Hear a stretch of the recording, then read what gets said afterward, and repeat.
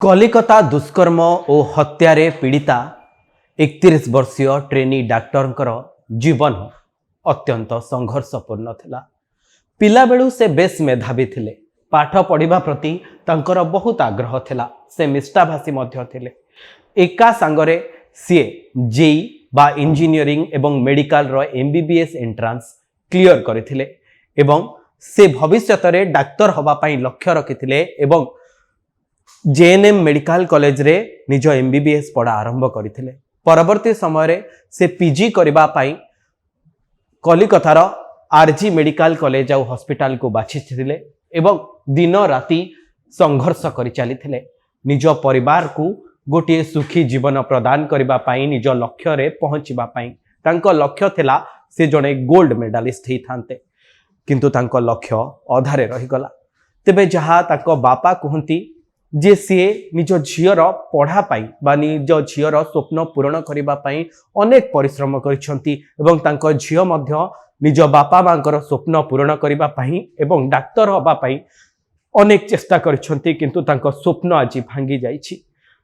पीड़िता डाक्टर जनक 2021 मसीहारू कलिकतारे बा पश्चिम बंगरे जेहेतु दुर्गा पूजा को बेंगली संप्रदायर लोक बा बेंगली भाषाभाषी लोक बहुत जोर रे बा धूमधाम रे पालन करिथांती। 2021 मसीहारू पीड़िता डाक्टर जनक निज घरे दुर्गा पूजा पालन करुथिले एवं एई वर्ष एहा तांकर तृतीय दुर्गा पूजा पालन होइथांता तांको घरे, किंतु पूर्वरु सब किछि अंधार होई जाइछि।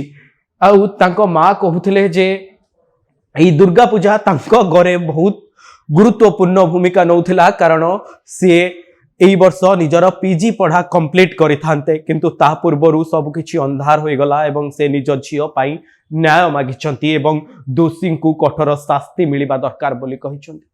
पिला बेलु बेस मेधावी थिले पीड़िता डाक्टर जनक।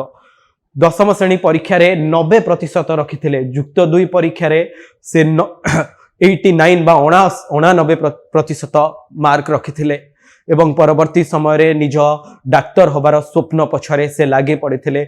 जेहेतु कोविड समय से रोगी को पाखरु देखिथिले ताहा तांको अनुप्राणित करथिला रेस्पिरेटरी मेडिसिन रे स्पेशलाइजेशन करबा पई। जेहेतु आरजीकर हॉस्पिटल तांको घरु अल्प बाटर रास्ता थिला, तेणु करी से आरजीकर हॉस्पिटल रे निज स्पेशलाइजेशन बा पीजी करुथिले। तेबे जहाँ तांको पड़ोसी कहती से जितेबले तांको स्वास्थ्य जनित बा तांको पड़ोसी को जितेबले कोनोसी असुविधा होतिला, स्वास्थ्य जनित असुविधा, से जदि जो डाक्टर थिले 31 वर्षीय ट्रेनी डाक्टर तांको पाखु जाउथिले से तांको सब प्रकार सहायता करुथिले एवं बुझेकी कहूथिले सब विषय रे। जणा पड़िछि से जने पशु प्रेमी भी थिले एवं उद्भिद बा गछ लगाइबा, गछ को भल पाइबा, उद्भिद जगत को भल पाइबा मध्य तांको भितरे भर्ती होई रहितला। बहुत परिश्रम करुथिले। दिन को 36 घंटा पर्यंत से अनवरत निज पाठ पढ़ुथिले एवं प्रैक्टिस मध्य जारी रखिथिले। जहाँ जना पड़िछि जे से कहूथिले जे आरजीकर हॉस्पिटल हेउछि तांकर द्वितीय घर। से रोगी सेवा को भगवान को सेवा बोली भाबिथिले एवं डाक्टर भाबे जने सफल डाक्टर भाबे निजको प्रतिष्ठा करबा बा निजको परिणत करबा तांको जीवनर एकमात्र लक्ष्य थिला। निज घरर पारिवारिक असुविधा को दूर करबा पाई से अनेक चेष्टा करथिले। तांको पड़ोसी कहंती से एबे तांको घरर रिपेयरिंग करथिले, नुआ गाड़ी मध्य आनिथिले। एई भली एक संघर्षमय जीवन यात्रा रहिछि कलिकता रे।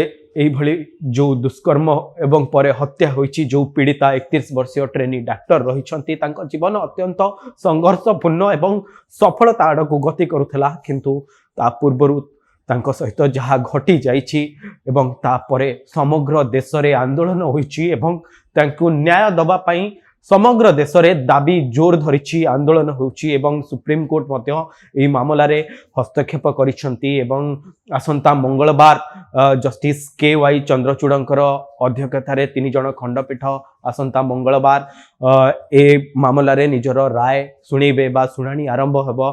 किंतु ता पूर्वरु जो सबु कथा पीड़िता डाक्टर विषय रे बा पीड़िता डाक्टर जीवन विषय जना पड़ी ताहा सतरे साधारण लोकटी को भी अनुप्राणित करिबो एवं भारतर कोटी कोटी नारी मानक भितरे महिला मानक भितरे गोटे गोटे प्रेरणा मध्य जोगाई दबो। किंतु तेबे ई घटना पर समस्त भारत वर्षरु केवल गोटे स्वर आसुची जे तुरंत पीड़िता को न्याय मिलू और दोषी को कठोर कठोर शास्ति मिलू।